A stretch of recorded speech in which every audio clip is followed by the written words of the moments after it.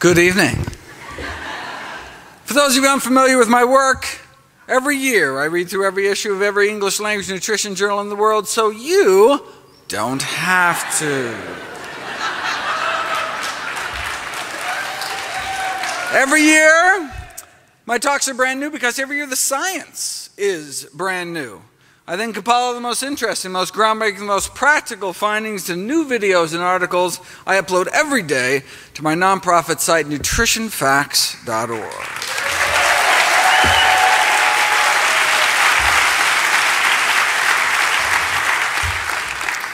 Everything on the website is free. There's no ads, no corporate sponsorship, strictly non-commercial, not selling anything. Just put it up as a public service, as a labor of love. New videos and articles every day on the latest in evidence-based nutrition. In my 2012 review, I explored the role diet may play in preventing, treating, and reversing our deadliest diseases. In 2013, I covered the most common conditions. In 2014, I went through our leading causes of disability. This year, I'd like to address some of our most dreaded diseases, and cancer tops the list in the latest Gallup poll. The #1 cancer killer in the United States of both men and women is lung cancer. But if you look at the rates of lung cancer around the world, they vary by a factor of 10. If there's nothing we could do to prevent lung cancer, you'd assume the rates would be about the same everywhere. I mean, if it just happened kind of randomly. But since there's a huge variation in rates, you assume there's some contributing cause, and indeed we now know that smoking is responsible for 90% of lung cancer cases. So if you don't want to die of the #1 cancer killer by just not smoking, you can take 90% of your risk and throw it out the window. Colorectal cancer is our second leading cause of cancer death, and for that there's an even bigger spread around the world. So it appears colon cancer doesn't just happen, something makes it happen. Well, if our lungs can get filled with carcinogens from smoke, maybe our colons are getting filled with carcinogens from food. Why do African Americans get more colon cancer than Native Africans?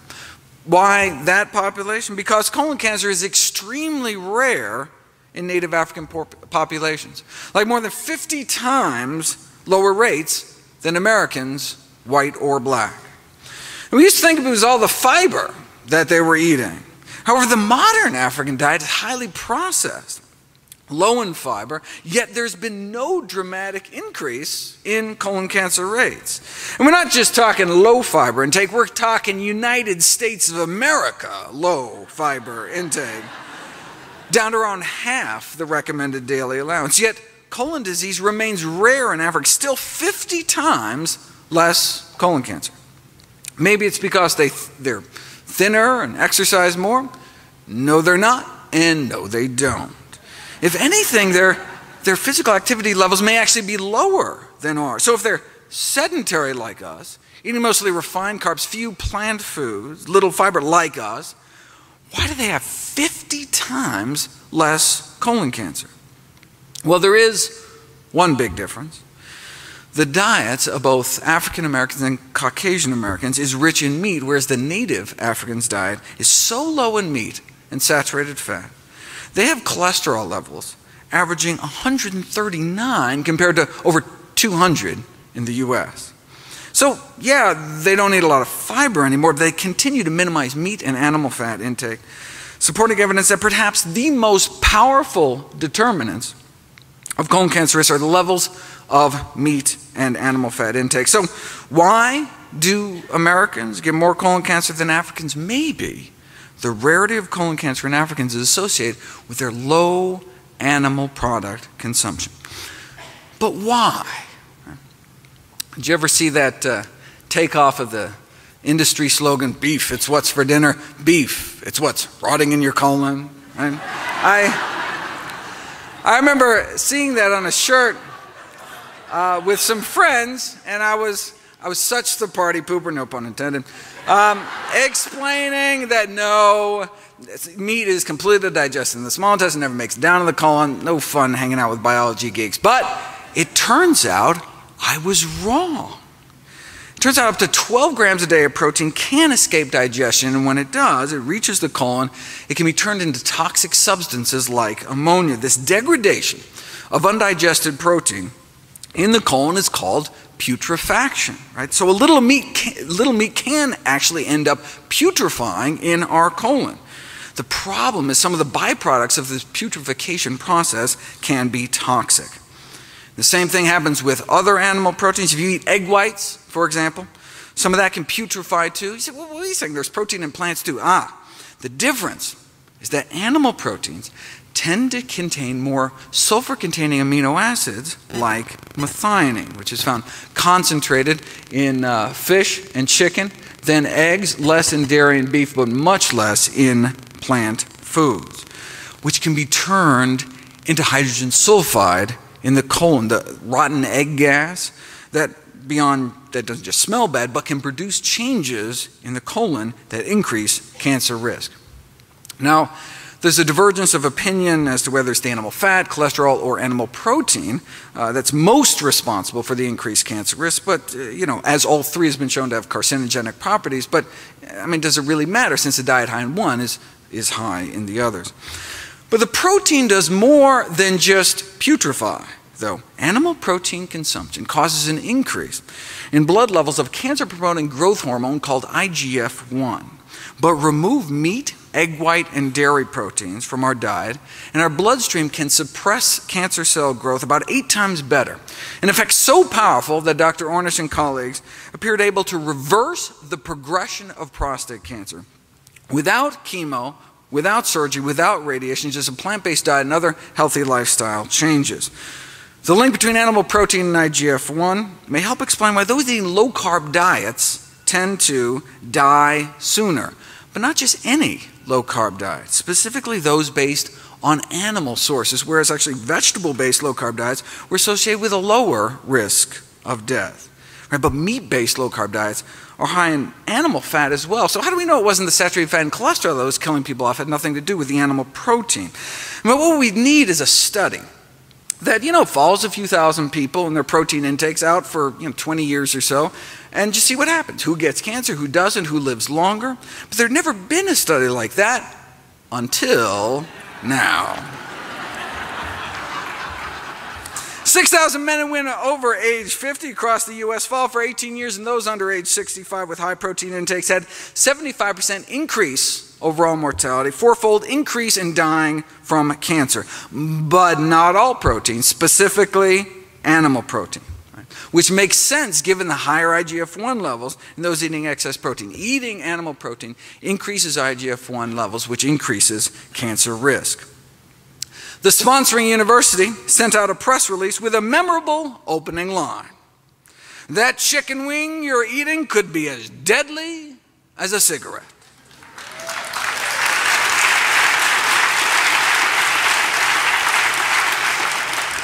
Explaining that eating a diet rich in animal protein during middle age makes you 4 times more likely to die of cancer, a mortality risk factor comparable to smoking.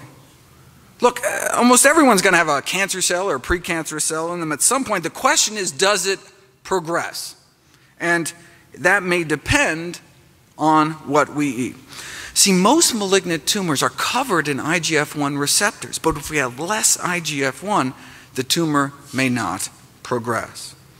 And it wasn't just more deaths from cancer. Middle-aged people who eat lots of proteins from animal sources were found to be more susceptible to early death in general. Crucially, the same did not apply to plant proteins like beans. And it wasn't the fat, it was the animal protein that appeared to be the culprit.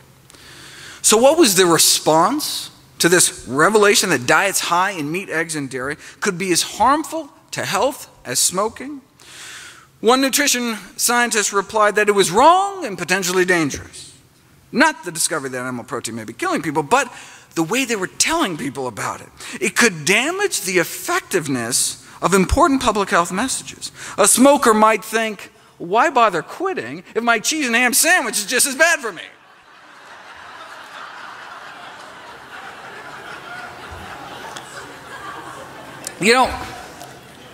That reminds me of a famous Philip Morris cigarette ad that tried to downplay the risks by saying that you think secondhand smoke is bad, increasing the risk of lung cancer 19%, drinking 1 to 2 glasses of milk every day, maybe 3 times as bad, 62% increase lung cancer risk, or doubling the risk frequently cooking with oil, or tripling your risk of heart disease eating non-vegetarian, or multiplying your risk 6-fold eating lots of meat and dairy. So they conclude, let's keep some perspective.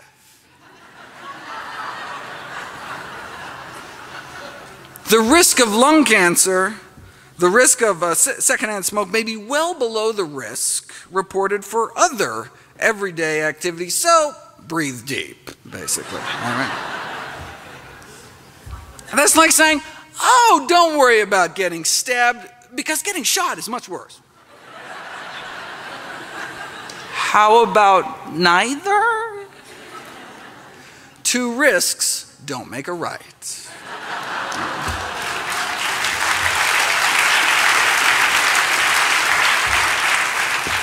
Though you'll note when Philip Morris bought Kraft, they stopped throwing dairy under the bus. So, the heme in the ham may also play a role. Heme iron is the form of iron found in blood and muscle and may promote cancer by catalyzing the formation of carcinogenic compounds. Cancer has been described as a ferrotoxic disease, a disease in part of iron toxicity. Iron is a double-edged sword. Iron deficiency causes anemia, but excessive iron may increase cancer risk by acting as a pro-oxidant, generating free radicals that may play a role in a number of dreaded diseases like stroke. But look, only the heme iron, the blood and muscle iron, right? Not the non-heme iron that predominates in plants. Same with heart disease, only the heme iron. Same with diabetes, only the heme iron. And same with cancer. In fact, you can actually tell how much meat someone is eating by looking at their tumors. To characterize the mechanisms underlying meat-related lung cancer development, they asked lung cancer patients how much meat they were eating and examined the gene expression patterns in their tumors and identified a signature pattern of heme-related gene expression. Though they just looked at lung cancer, they expect these meat-related gene expressions changes to occur in other cancers as well. The safest form of iron, then, is non-heme iron, found naturally in abundance in whole grains, beans, split peas, chickpeas, and lentils, dried fruit, nuts, and seeds. How much money can be made on beans, though? So the food industry came up with blood-based crisp bread made out of rye and cattle and pig blood. One of the most concentrated sources of heme iron, about 2/3 more than chicken blood, though. If blood-based crackers don't sound appetizing, they do have cow blood cookies or blood-filled biscuits. The filling does end up dark-colored, chocolate-flavored paste with a very pleasant taste. Dark colored because spray-dried pig's blood can have a darkening effect on a food product's color, but the worry is not the color or the taste, it's the heme iron, which because of the potential cancer risk is not considered safe to add to foods for the general population. This reminds me of nitrosamines, a class of potent carcinogens found in cigarette smoke. They are considered so toxic that carcinogens of this strength in any other consumer product destined for human consumption would be banned immediately. And if that were the case, they would have to ban meat. One hot dog has many nitrosamines and nitrosamines as 5 cigarettes. And these carcinogens are also found in fresh, unprocessed meat as well, beef, chicken, pork. But practice meatless Mondays and you can wake up Tuesday morning with nearly all these carcinogens washed out of your system. So toxic, nitrosamines should be banned immediately, but are still allowed for sale in cigarettes and meat because the carcinogens are found there naturally, right? It'd be illegal to add them, but hey, if they're found there, right? Just like the heme iron, not safe enough to expose the general population to, but allowed for sale at the deli counter. The irony is that the iron and the protein are what the industry boasts about, right? Those are supposed to be the redeeming qualities of meat, right? Protein and iron. But sourced from animal foods may do more harm than good. And that's not to mention all the other stuff, like the saturated fat and industrial pollutants and hormones that may play a role in our third leading cancer killer, breast cancer. Steroid hormones are unavoidable in food of animal origin, but cow milk may be a particular concern. The hormones naturally found in even organic cow's milk may have played a role in the studies that found that a relationship between milk and dairy products with human illnesses, not just like teenagers' acne, but prostate, breast, ovarian, and uterine cancers, many chronic diseases plaguing the Western world, as well as male reproductive disorders, from an increased risk of early puberty all the way to endometrial cancer in older women. But hormonal levels in food could be particularly dangerous in the case of vulnerable populations such as young children and pregnant women, in which even a small hormonal intake could mean a large change in metabolism. Look, dairy milk evolved to put a few hundred pounds onto a calf, right? But the consequences of a lifetime of human exposure to growth hormones in milk has not been well studied. Look, we know milk consumption increases IGF-1, which is linked to cancer, and we're milking cows while they're pregnant, leading to particularly high levels of hormones. Although dairy products are an important source of hormones, other products of animal origin must be considered as well. This could explain why women can cut their breast cancer risk more than half by not just being normal weight and limiting alcohol, but also eating mostly foods of plant origin. Now, to help differentiate the effects of diet from other behaviors like smoking, drinking on overall cancer incidence, Adventists were compared to Baptists. Now, both discourage alcohol and tobacco, but Adventists go further, encouraging reduction of meat. In general, the Adventists had less cancer than the Baptists, and within Adventist populations, the vegetarians did even better, and those eating the most plant-based did the best. All edible tissues of animal origin contain estrogen. This may explain why women avoiding all animal products have a twinning rate which is 1/5 that of vegetarians and omnivores. It appears vegan women have 5 times fewer twins, presumed to be because they're not exposed to all these hormones in the diet. Now, why is that a good thing? Because twin pregnancies can unfortunately be risky pregnancies for both mom and the babies, which may be 10 times more likely to die at birth. To avoid these complications, women attempting conception may want to consider avoiding milk and dairy products. And this isn't even talking about the synthetic hormones that are injected, implanted, and fed into farm animals. In 1979, an epidemic of breast enlargement was noted in Italian children. Poultry or veal was suspected because they were using estrogens to accelerate weight gain. So after this episode, Europe banned the use of anabolic growth promoters in agriculture and banned the importation of American meat ever since, because we continue to inject animals with drugs like Zeranol, sold as Ralgro Magnum. You drip Zeranol-containing blood from implanted cattle onto normal breast cells, human breast cells in a petri dish, and you transform them into breast cancer cells within 21 days. Okay, but people aren't petri dishes, because these anabolic growth promoters in meat production are by far the most powerful, potent hormones found in human food. We really should be testing people, especially children, before and after eating meat. Until we do that, we really don't know what kind of threat they pose.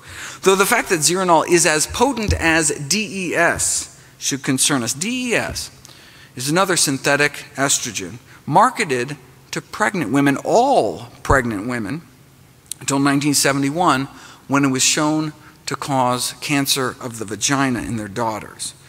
But it was also used in meat. In the absence of effective federal regulation, the meat industry uses hundreds of animal feed additives with little or no concern about the cancer-causing and other toxic effects. Illustratively, after decades of misleading assurances about the safety of DES in the meat supply, we finally banned it some 40 years after it was already shown to cause cancer. The meat industry then promptly switched to other potentially carcinogenic additives such as this Ralgro Magnum. When girls started dying of vaginal cancer, DES-treated meat was subsequently banned in Europe. However, misleading insurances, including the deliberate suppression of residue data, managed to delay a U.S. ban on DES in the meat supply for another 8 years. Where are we today? Virtually the entire U.S. population consumes without any warning, label, or information unknown, unpredictable amounts of hormone residues in meat products over a lifetime. If all hormonal and carcinogenic feed additives aren't banned immediately, the least we could do is label them. Label the hormone residue levels in all meat products, including dairy and eggs.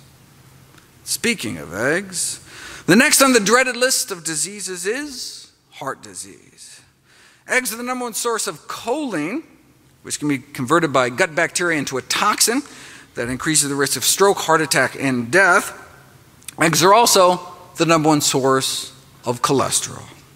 Why does it matter if we have lots of cholesterol circulating throughout our bloodstream? Cholesterol doesn't just infiltrate our arteries and help that form those inflamed pockets of pus within our arterial walls, but may play an active role in the final fatal plaque rupture. Cholesterol crystals may actually pop our plaque. If you look at ruptured plaques from autopsies, they're filled with cholesterol crystals protruding from the plaque. Cholesterol in the plaque may get so supersaturated that it reaches a point like it crystallizes like rock candy. And the growing crystals may then burst the plaque open. Here's a cholesterol crystal shooting out the top of a test tube. When you look at the tips of the crystals under a microscope, they are sharp, jagged needles. They placed a thin membrane over the top of the test tube to see if the needles would poke through. And indeed, the sharp tips of the cholesterol needles cut through the membrane. So they showed that as cholesterol crystallizes, the peak volume then increases rapidly, and then sharp-tipped crystals can cut through and tear membranes, suggesting there's this crystallization of supersaturated cholesterol in atherosclerotic plaques that can induce those final ruptures. And indeed, that's what you see on autopsy. All patients who died of acute heart attacks had these perforating cholesterol crystals like this, sticking out of their plaques, but no crystals were found perforating the arteries of people with severe atherosclerosis that first died of other kind of non-cardiac causes. This can explain why dramatically lowering cholesterol levels with diet and drugs if necessary can reduce the risk of fatal heart attack by pulling cholesterol out of the artery wall, decreasing the risk of crystallizing these cholesterol needles that can then pop the plaques in our arteries. High cholesterol can also cause what's called fatty liver disease, our next global chronic disease epidemic. Fatty deposits in our liver can trigger inflammation and result in liver cancer, failure, and death. And again, it may be these crystals, cholesterol crystals, triggering the progression of fatty liver into serious hepatitis. We're talking dietary cholesterol, the cholesterol people eat in eggs and other animal products. Strong association between cholesterol intake and hospitalization and death from cirrhosis and liver cancer. And beyond just the crystals, dietary cholesterol may oxidize and directly cause toxic and carcinogenic effects. You know, it was not appreciated until recently that the average cholesterol in the United States, the so-called normal levels, were actually abnormal, accelerating the blockages in our arteries and putting a large fraction of the normal population at risk. Having a normal cholesterol in a society where it's normal to drop dead of a heart attack, not necessarily a good thing. Normal cholesterol levels may be fatal cholesterol levels. In cholesterol lowering, moderation kills. Even if all Americans kept their total cholesterol below the recommended 200, millions would develop coronary artery disease. Strong evidence shows we need to keep our total cholesterol under at least 150 to stem the epidemic. What kind of evidence? Well, in many cultures, coronary disease is practically unheard of when total serum cholesterol under 150. Here in the US, the famous Framingham heart study, few under 150 developed heart disease and none died from it. We cannot continue to have these public and private organizations at the forefront of health leadership recommending to the public a dietary plan that guarantees that millions will perish of the very disease that the guidelines are supposed to prevent.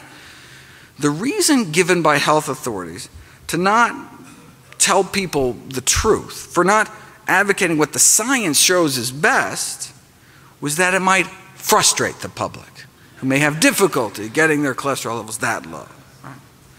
But the public's greatest frustration might come from not being informed of the optimal diet for health.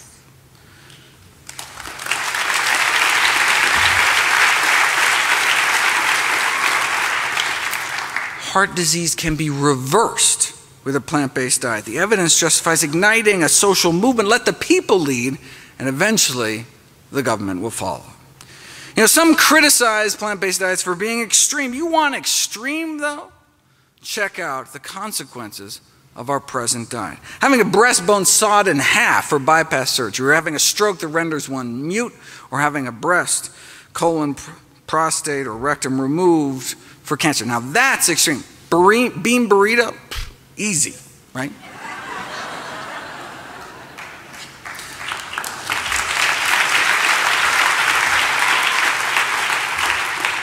Instead of just bypassing the problem, literally, you can treat the cause. Arrest and reverse heart disease, our #1 killer, with a whole food, plant-based diet. Next on the list is arthritis, such as rheumatoid arthritis, chronic inflammatory systemic disorder causing progressive destruction of the joints. As many as 80% become disabled, can cut 18 years off one's lifespan. There are drugs, but unfortunately they're often associated with severe side effects: blood loss, bone loss, immunosuppression, toxicity to liver and eyes. There's got to be a better way. Well, populations that eat more meat do seem to have more rheumatoid arthritis, and there have been some dramatic case reports of rheumatoid arthritis attacks being triggered by consumption of animal products, starting about 6 to 10 hours after ingestion of animal protein, lasting a few days, but they stop when patients stop consuming animal products. The researchers suggest that immune complexes formed by the body attacking animal proteins may promote autoimmune reactions inside the joints themselves. And indeed, those with rheumatoid arthritis have striking elevations in antibodies to foods like fish, pork, egg whites, dairy proteins, and even some cereals. It could also be because of a pro-inflammatory effect of meat fats or free radicals from the iron accumulating in the joints or other mechanisms. But look, case reports, country-by-country analyses can really only raise questions. Right? To prove cause and effect, you need an interventional study to put it to the test. Here we go. 13-month. Long randomized controlled trial, plant-based diets for rheumatoid arthritis. Patients put on a vegan diet for 3.5 months and then switched to an egg-free vegetarian diet for the remainder.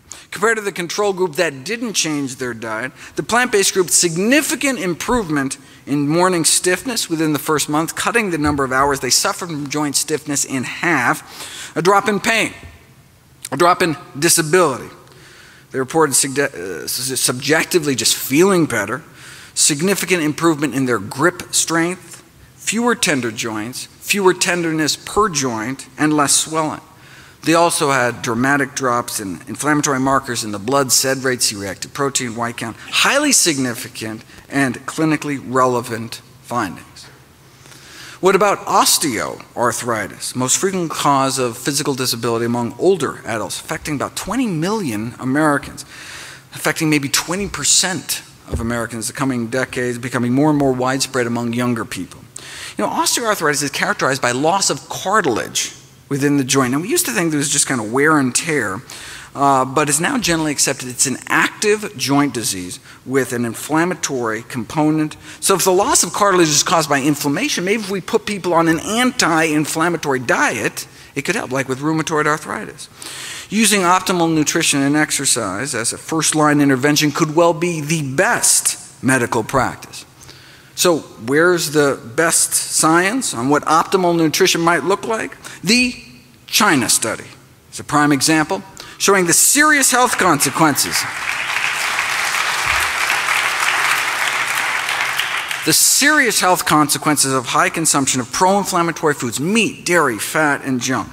and low consumption of anti-inflammatory plant foods, right? Whole grains, vegetables, fruits, beans, split peas, chickpeas, lentils.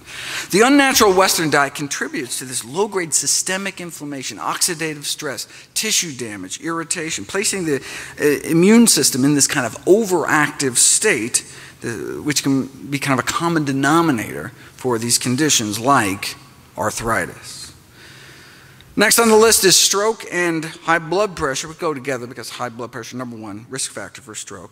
The PREDIMED study found that a Mediterranean diet with nuts could cut stroke risk nearly in half, though they were still having strokes, right? Half as many strokes, but it was still a stroke-promoting diet. And heart attack promoting as well. So that's what Dr.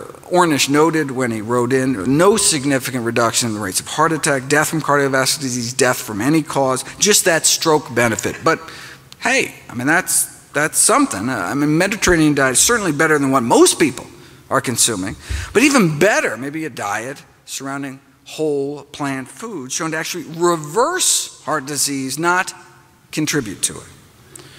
That may be true, the authors of the study reported, but the major problem with Ornish's diet is, it just doesn't taste good, so hardly anyone sticks to it.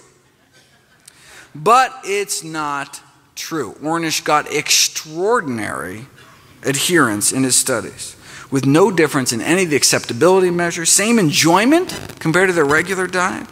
They even had success in barbecue country, rural North Carolina.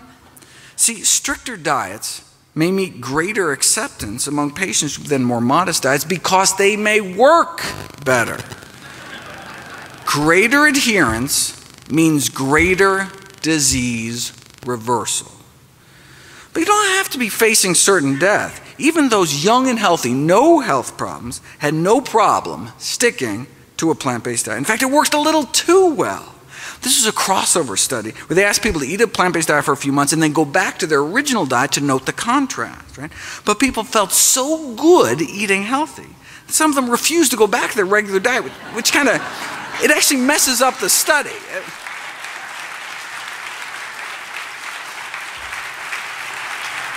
So they were, losing weight with no calorie counting or portion control. They had more energy. Their periods got better, better digestion, better sleep. And many were like, no way, we're not going back, right? But if doctors just presume people aren't going to eat this way, self-fulfilling prophecy. Right? Just like smoking doctors are less likely to tell their patients to stop smoking, and couch potato docs are less likely to counsel exercise or things like fruits and vegetables, we need to role model healthy behavior. This greatly enhances our credibility and effectiveness.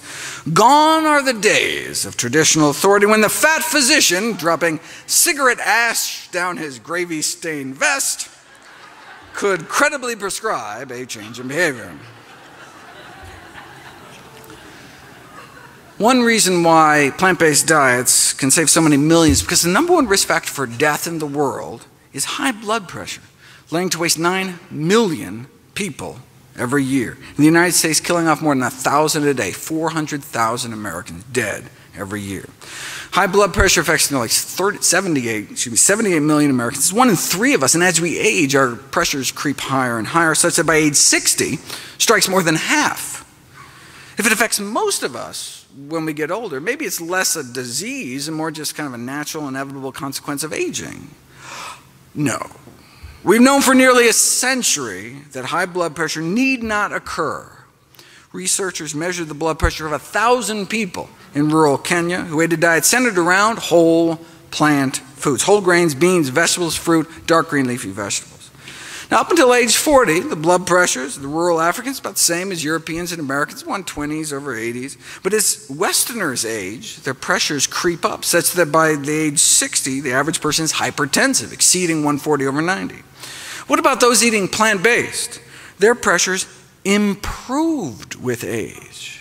Not only did they not develop hypertension, their blood pressures actually got better.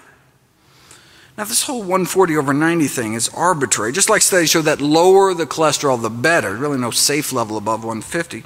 Blood pressure studies also support this kind of lower the better approach to blood pressure reduction. Even people starting out with blood pressures under 120 over 80 appear to benefit from blood pressure reduction. So the ideal blood pressure, the no benefit from reducing it further blood pressure, is actually 110/70. Is it even possible to get blood pressures down to 110/70? It's not just possible, it's normal for those eating healthy enough diets. Over 2 years at a rural Kenyan hospital, 1,800 patients are admitted. How many cases of high blood pressure did they find? 0. Wow, so they must have had low rates of heart disease. No, they had no rates of heart disease. Not low risk, no risk. Not a single case of arteriosclerosis, our #1 killer, was found.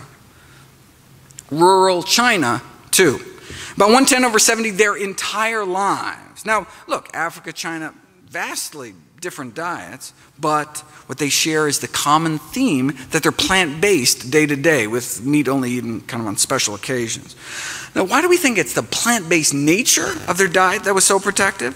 Because in the Western world, as the American Heart Association has pointed out, the only folks really getting down that low are the strict vegetarians, coming in at about 110/65.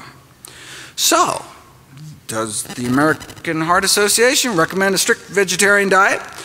No, they recommend the DASH diet.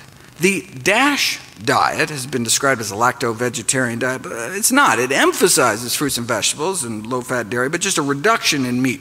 Why not vegetarian? I mean, we've known that for decades, food of animal origin highly significantly associated with blood pressure. In fact, you can take vegetarians, pay them enough to eat meat, and you can see their blood pressures go right up.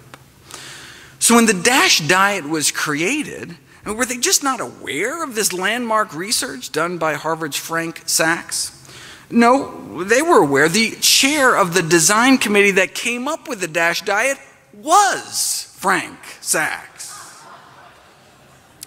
See, the DASH diet was explicitly designed with the #1 goal of capturing the blood pressure lowering benefits of the vegetarian diet, yet contain enough animal products to make it palatable to the general public. In fact, Sachs found that the more dairy vegetarians ate, the higher their blood pressures went, but you have to make the diet acceptable. Recent meta-analysis found that vegetarian diets were good, but strictly plant-based diets may be better. Vegetarian diets in general confer protection against cardiovascular disease, some cancers and death, but completely plant-based diets seem to offer additional protection for obesity, hypertension, type 2 diabetes, and heart disease mortality. Based on a study of 89,000 Californians, those eating meat-free diets appeared to cut the risk of high blood pressure in half, but those eating meat-free, egg-free, and dairy-free diets cut their risk 75%. Now, if, however, you're eating a whole food plant-based diet and still not hitting 110/70, there are a few plants recently found that may offer additional protection. Randomized placebo-controlled study found that a cup of hibiscus tea with each meal significantly lowers blood pressure. In fact, tested head-to-head against a leading blood pressure drug called captopril, 2 cups of hibiscus tea every morning, as effective as the drug.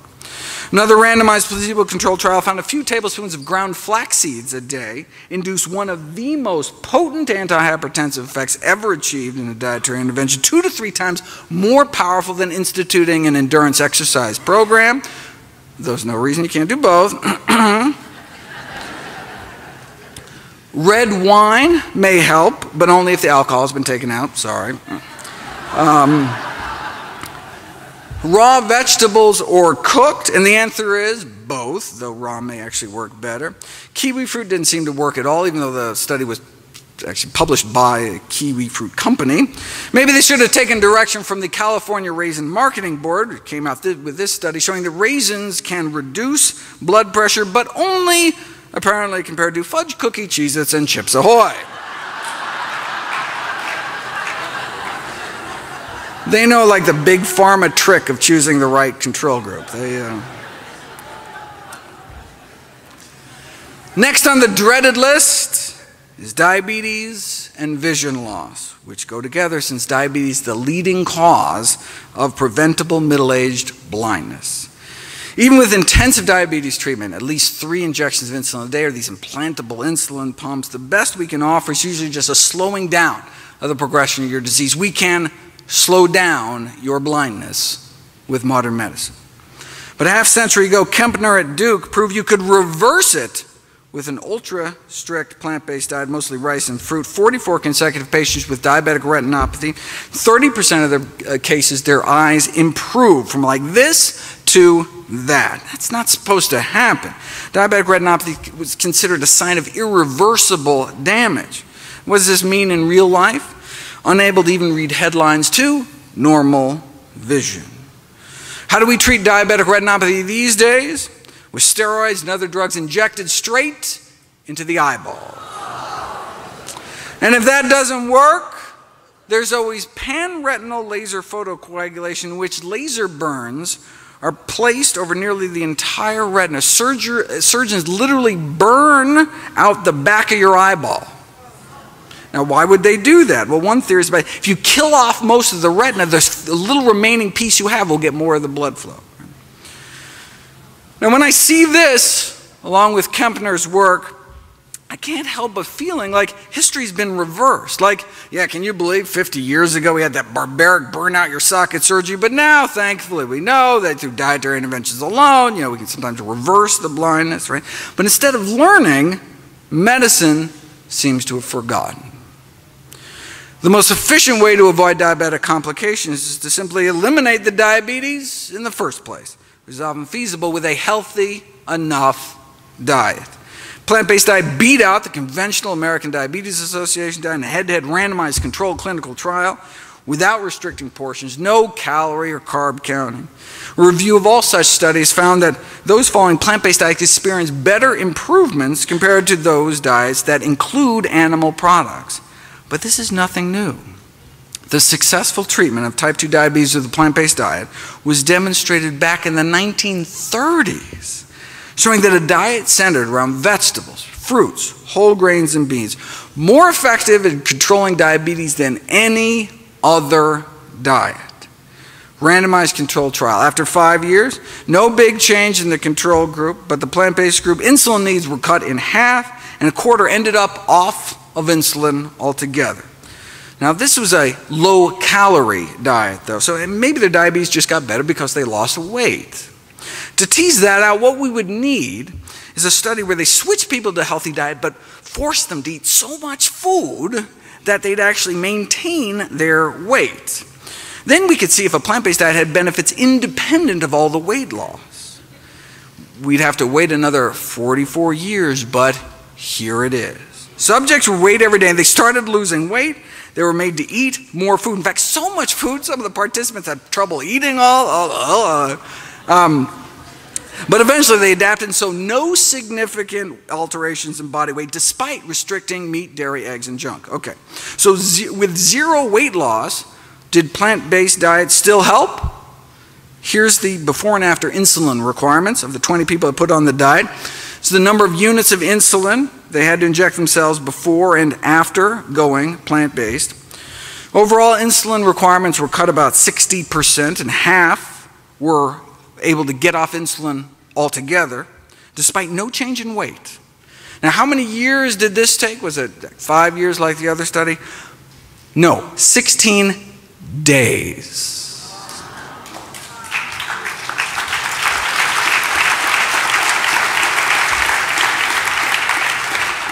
So we're talking diabetics who have had diabetes for as long as 20 years, injecting as much as 20 units of insulin a day, and then as few as 13 days later, they're off insulin altogether, thanks to less than 2 weeks of a plant-based diet. Diabetes for 20 years, then off all insulin in less than 2 weeks. Here's patient 15, 32 units of insulin on the control diet, and then 18 days later on none. Lower blood sugars on 32 units less insulin. That's the power of plants. And as a bonus, their cholesterol dropped like a rock too in 16 days to under 150. Just like moderate changes in diet usually result only in modest reductions in cholesterol, asking patients with diabetes to make moderate changes achieves equally moderate results, which is one possible reason they end up on drugs, injections, or both. Right? Everything in moderation is a truer statement than people realize. Moderate changes in diet can leave one with moderate blindness, moderate kidney failure, moderate amputations, maybe just a few toes. Right? Moderation in all things is not necessarily a good thing. The more we as physicians ask from our patients, the more we are likely to get. The old adage, shoot for the moon, seems to apply, may be more effective than limiting patients to small steps that may sound more manageable but not sufficient to actually stop the disease. The only thing better than reversing diabetes is not get it in the first place. You know, that study that purported to show that diets high in meat, eggs, and dairy could be as harmful to health as smoking supposedly suggested that people under 65 who eat lots of animal protein 4 times as likely to die from cancer or diabetes. But if you look at the actual study, you'll see that's not true. Those eating a lot of animal protein didn't have just 4 times more risk of dying from diabetes.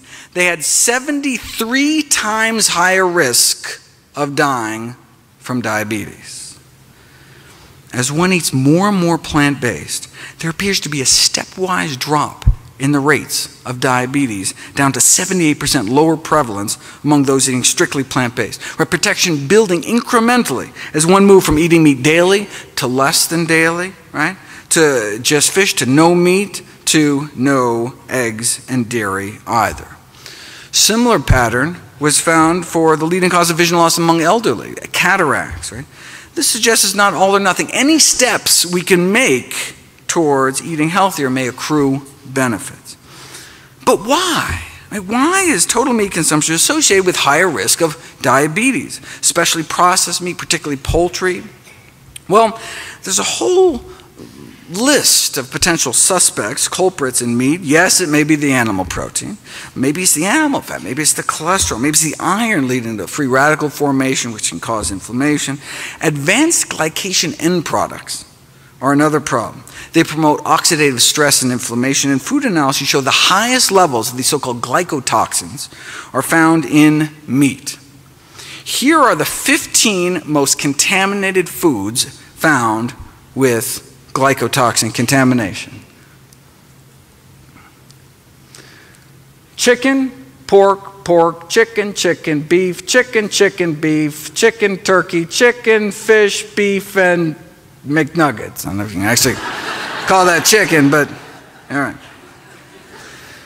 Though other foods from animal sources can also harbor these pro-oxidant chemicals. Now in this study, they fed diabetics foods packed with glycotoxins, chicken, fish, eggs, and their inflammatory markers shot up, like tumor necrosis factor, C-reactive protein. Thus in diabetics, these dietary AGEs can promote inflammatory mediators leading to tissue injury. The good news is that restricting these kinds of foods may suppress the inflammatory effects of these glycotoxins, may be kind of the missing link between increased consumption of animal fat and meat and the subsequent development of type 2 diabetes in the first place, as well as Alzheimer's disease, the final disease on our dreaded list.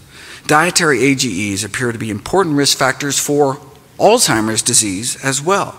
If you measure the urine levels of glycotoxins flowing through the bodies of older adults, those with the highest levels went on to suffer the greatest cognitive decline over the subsequent 9 years, as well as the greatest brain shrinkage, it's called cerebral atrophy, all helping to explain why those who eat the most meat may have triple the risk of getting dementia compared to long-time vegetarians.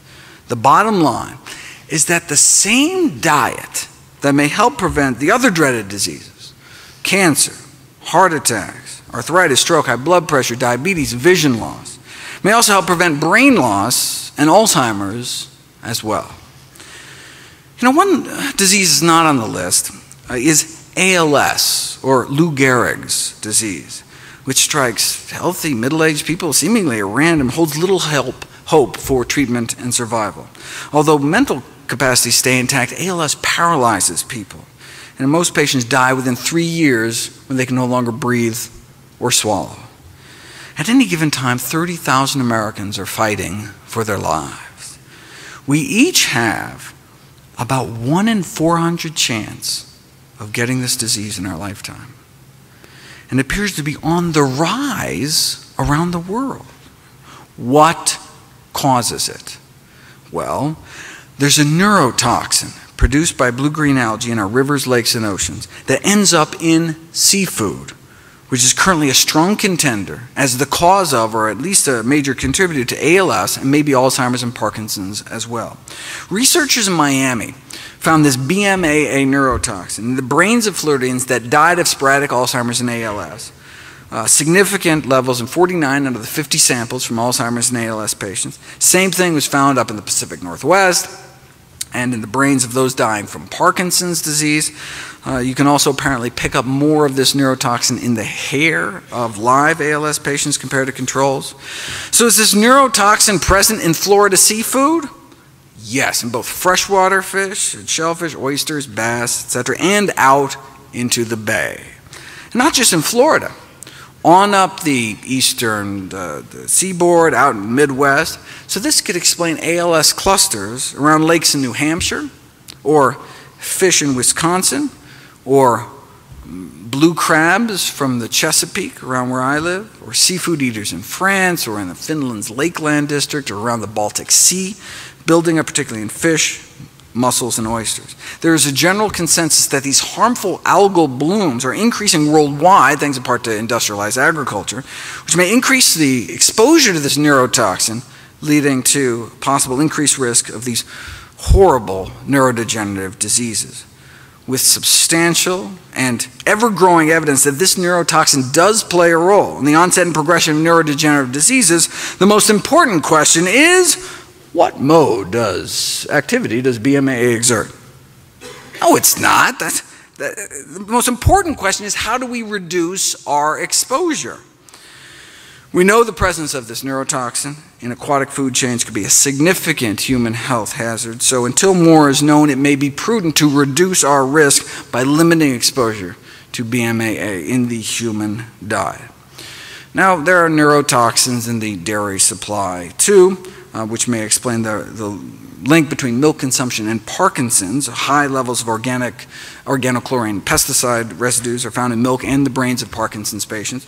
And other pollutants like tetrahydride, so quinoline, which is actually what scientists use to try to induce the disease in primates found in the milk supply, particularly cheese. So maybe the dairy industry should do these toxin screenings of milk. Good luck with that. You could always just not drink the stuff, but then what about your bones?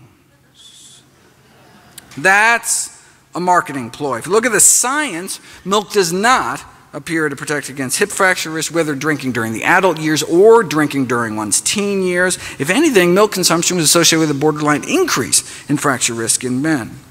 This suggests a partial explanation for the long-standing enigma that hip fracture rates are highest in populations with the greatest milk consumption.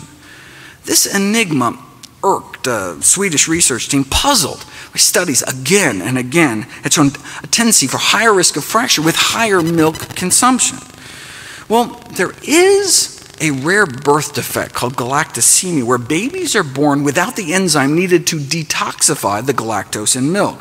So they end up with high levels of galactose in their bloodstream, which causes bone loss. So maybe the researchers figured, even in normal people that can detoxify the stuff, maybe it's not so good for the bones to be consuming all that galactose all day. And galactose doesn't just hurt the bones. That's what scientists use to cause premature aging in lab animals. They slip them a little galactose, shorten their lifespan, oxidative stress, inflammation, brain degeneration, just like 1 to 2 glasses of milk's worth of galactose a day. Well, we're not rats though, but given the high amount of galactose in milk, recommendations to increase milk intake for the prevention of fracture could be a conceivable contradiction. So they decided to put it to the test, looking at milk intake and mortality as well as fracture risk to test the theory. 100,000 men and women followed for up to 20 years, and milk drinking women had higher rates of death, more heart disease, significantly more cancer for each daily glass of milk. 3 glasses a day was associated with nearly twice the risk of death. They also had significantly more bone and hip fractures too. More milk, more fractures. Milk drinking men also had higher rates of death For some reason, you never see any of this in any of the milk ads. I don't know. Okay, so where does this leave us? What are the common threads? If you look at 4 of the major dietary quality scoring systems, which have all been associated with extending lifespan, less heart disease, less cancer, they all share only 4 things in common. What are those 4 things? More fruit, more vegetables, more whole grains, more nuts and beans. They're all built around a common core of diets rich in plant foods. We're the opposite food patterns, Western diet, higher risk. So we need to optimize the food environment to support whole grains, vegetables, fruit, and plant-based sources of protein. Taking the diet quality indexes to the logical conclusion, the most plant-based diet comes out the most healthy diet. But again, it doesn't have to be all or nothing. I mean, we now have evidence that simple advice to increase the consumption of plant foods and decrease the consumption of animal foods actually has a survival advantage. And boy, do we need it. In terms of life expectancy, the U.S. is down around 27th of the 34 leading free market democracies. People in Slovenia live a year longer than citizens of the United States. Why? Most deaths in the United States are preventable and related to nutrition. According to the most rigorous analysis of risk factors to date ever published, the #1 cause of death in the United States and the #1 cause of disability is our diet, bumping tobacco smoking to #2. Smoking now only kills about 500,000 Americans a year, whereas diet now kills hundreds of thousands more. Let me end with a thought experiment. Imagine yourself a smoker in the 1950s. The average per capita cigarette consumption was about 4,000 cigarettes a year. Think about that. The average American smoked half a pack a day. The media was telling you to smoke, and famous athletes agreed. Even Santa Claus cared enough about your health to want you to smoke. I mean, you want to keep fit and stay slender, so you make sure to smoke. And eat hot dogs to stay trim, and eat lots of sugar to stay slim and trim, right? Less fattening than that apple. I mean, sheesh. I mean, come on. Though apples do connote goodness and freshness, reads one internal tobacco industry memo, which brings up many possibilities for a youth-oriented cigarette. Oh, shameless. All right. In addition to staying fit and slender and soothing your throat, for digestion's sake, you smoke. I mean, no curative power is claimed for Philip Morris, but an ounce of prevention is worth a pound of cure, so safe than sorry, better smoke. Like eating, smoking was a family affair.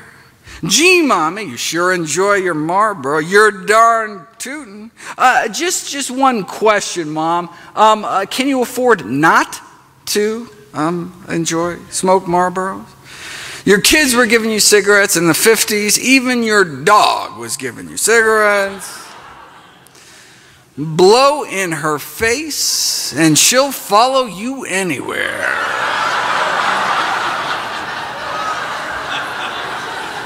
After all, they're so round, no woman ever says no to Winchester. They're so round, so fully packed.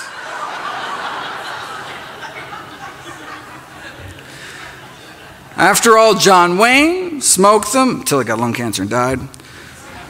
Even the paleo folks were smoking. And so were the doctors. Yes, no, look, this is not to say there wasn't controversy within the medical profession. Yes, some, doctors smoke Camels, but other physicians preferred Luckies, so there actually was disagreement. There was, eminent doctors on high and impartial medical authority call for Philip Morris. Even the specialists could not agree which cigarette was better for your throat, so best to stick to the science, right? And more scientists smoke this brand, actually. This should not be rocket science, right? But even the rocket scientists have their own brand for the man who thinks for himself, right? What was the government saying? Smoke Luckies. I mean, who wouldn't want to give their throat a vacation, right? Not a single case of throat irritation. How could your nose or throat be adversely affected when cigarettes are just as pure as the water you drink? Look, and if you do get irritated, no problem. Your doctor can write you a prescription for cigarettes. This is from the Journal of the American Medical Association. After all, don't smoke is advice hard for patients to swallow. Reminds me of a recent survey of doctors who found the #1 reason doctors don't prescribe heart-healthy diets today was their perception that patients fear being deprived of all the junk they're eating. Right? After all, Philip Morris reminded us, we want to keep our patients happy. To make a radical change in habit would do harm. You're a doctor, you don't harm your patients. The tobacco industry gave these medical journals big money to run ads like these. Not a problem, though Philip Morris claims come from completely reliable sources based on studies by recognized authorities, published in leading medical journals, even kindly offering to sell free packs of cigarettes to doctors so they can test them out themselves. So see you at the next AMA convention in the Smokers Lounge. What did the American Medical Association have to say for itself? Well, like most other medical journals, they accepted tobacco ads. They have yet to see an autopsy, the official editorial board said, with a single lesion with a Marlboro lesion on it, right, label on it. So when mainstream medicine is saying smoking on balance may be beneficial for you, when the American Medical Association is saying that, then where could you turn back then if you just wanted the facts? What's the new data advanced by science? She was too tired for fun, and then she smoked a Camel. Babe Ruth spoke of proof positive medical science, that is, when he still could speak before he died of throat cancer. Now, some of the science did leak out, causing a dip from about 11 cigarettes a day per person down to about 10. But those that got scared could always choose the cigarettes that take the fear out of smoking, right? Or even better, choose the cigarette that gives you the greatest health protection. Now, if by some miracle there was a smokingfacts.org website back then that could deliver the science directly, bypassing commercially corruptible institutional filters, you would have become aware of studies like this. An Adventist study in California in 1958 that showed that non-smokers may have at least 90% less lung cancer.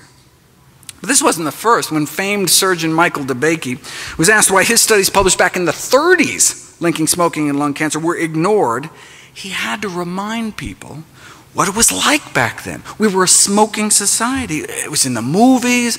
Medical meetings were one big haze of smoke. It's like debates over cigarettes and lung cancer in Congress taking place in smoke-filled rooms, right? It makes me wonder what they serve at the Dietary Guidelines Committee breakfast buffets to this day, right? A famous statistician by the name of Ronald Fisher railed against what he called propaganda to convince the public that cigarette smoking was dangerous. He made invaluable contributions to the field, but his analysis of lung cancer and smoking was flawed by an unwillingness to examine the entire body of data available. Now, his smokescreen may have been because he was a paid consultant to the tobacco industry, all right, but also because he himself was a smoker, right? Part of his resistance may have been to the association, may have been because of his own fondness for smoking, which makes me wonder about some of the favorite foods that nutrition researchers may have of this day, right? You know, it always strikes me as ironic that when vegetarian researchers come out forward and list their diet as a potential conflict of interest, whereas not once in the 70,000 articles on meat in the medical literature have I ever seen a researcher disclose their non-vegetarian habits, right? Because it's normal, just like smoking was normal. So back to our thought experiment. If you're a smoker in the 50s in the know, what do you do? With access to the science, you realize that the best available balance of evidence suggests that your smoking habit is not good for you, right? So, do you change your smoking habits or do you wait? If you wait until your physician tells you between puffs to quit, you may have cancer by then. If you wait until the powers that be officially recognized it, like the Surgeon General did in the subsequent decade, you could be dead by then.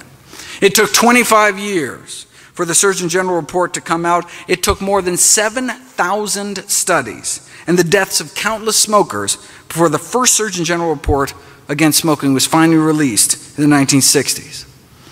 You'd think maybe after the first, maybe 6,000 studies, it would have maybe give people a little heads up or something.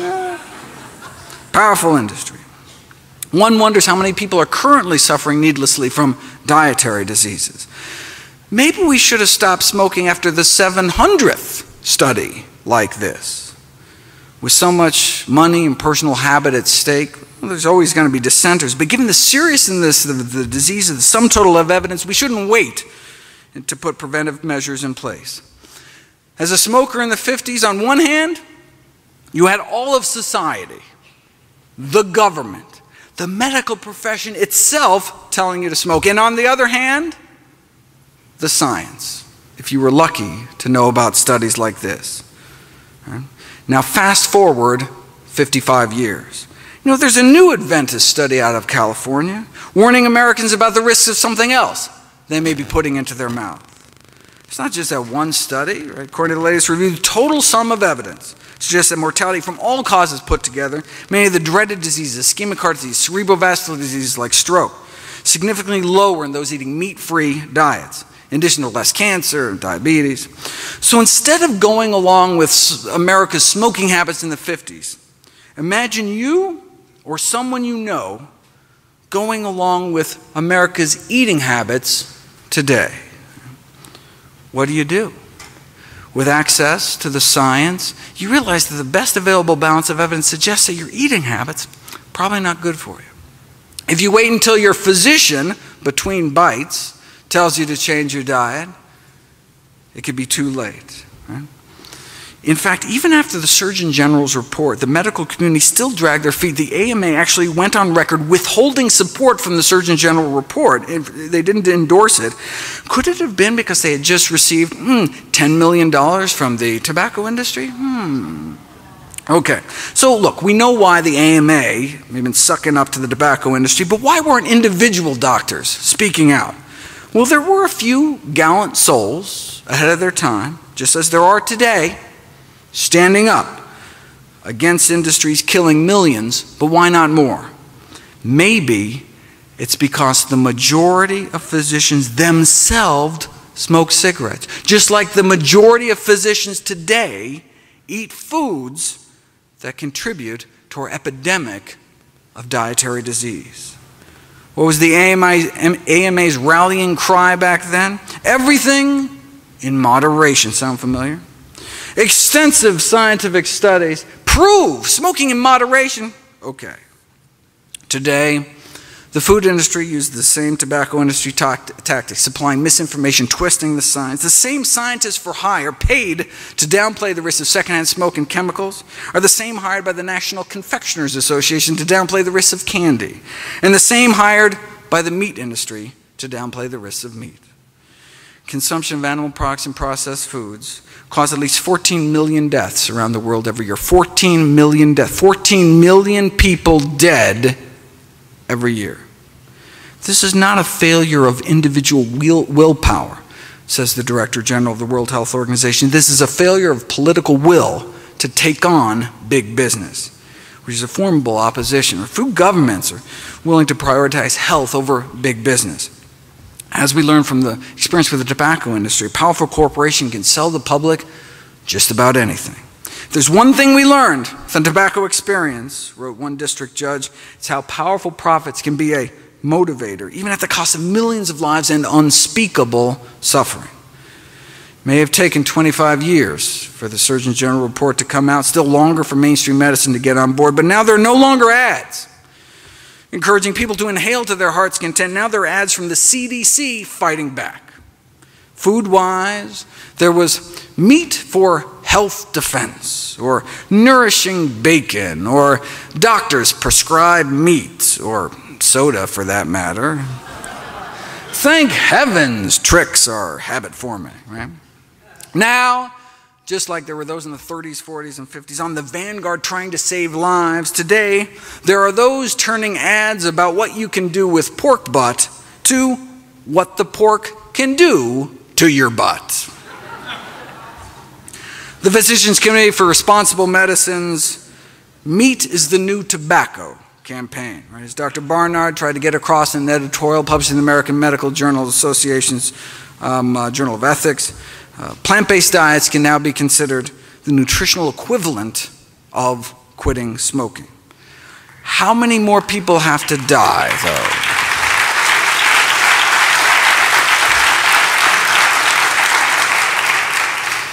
How many more people have to die before the CDC encourages people not to wait until open heart surgery to start eating healthy as well? How long is that going to take, though? Just like we don't have to wait until our doctors quit smoking to quit ourselves, we don't have to wait until our doctor takes a nutrition class or cleans up their own diet before changing our own eating habits. Look, it's not your doctor's fault, right? Writes a group of prominent physicians. There is a severe deficiency of nutrition education at all levels of medical training, right? We just never taught it, right? We know a whole food, plant-based diet has been proven to reverse our #1 killer, protect against type 2 diabetes and cancer. So how has this knowledge affected medical education? It hasn't. Despite the neglect of nutrition and medical education, the public considers physicians to be trusted sources. But if doctors don't know what they're talking about, they could be contributing to diet-related diseases. To stem the surging tide of chronic illness, physicians need to become part of the solution, but we don't have to wait for that to happen. No longer do patients have to be so patient. Doctors no longer hold a professional monopoly on health information. It's been a democratization of knowledge, right? And so until the system changes, we have to take responsibility for our own health and for our family's health. Right? We can't wait for society to catch up to the science because it's a matter of life and death. In 2015, Dr. Kim Williams became president of the American College of Cardiology. He was asked why he follows his own advice to eat a plant-based diet. He said, "I don't mind dying," Dr. Williams replied. "I just don't want it to be my fault." Thank you.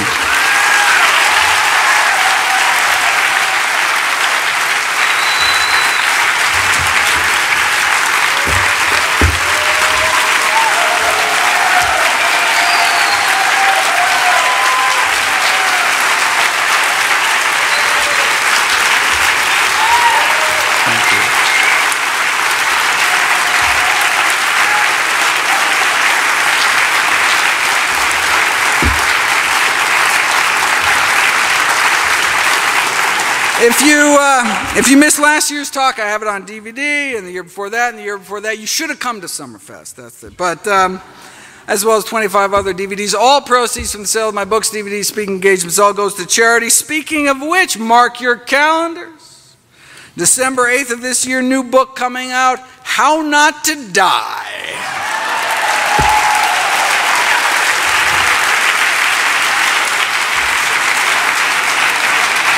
December 8th, very excited about not only a compilation of all my work with all the science, thousands of citations, but also a practical guide. I go through my kind of daily dozen checklist of all the things. I try to include my own diet, how much greens to eat, how much beans to eat, how much exercise, how much sleep. I'm working on it for over a year. Can't wait for everyone to read it. And in the meantime, all my work is available free at nutritionfacts.org. Thanks again.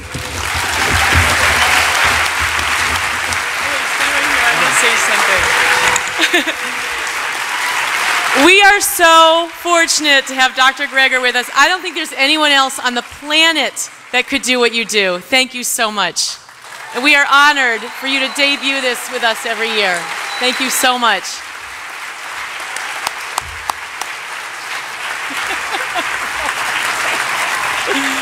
See everyone over at the LLC.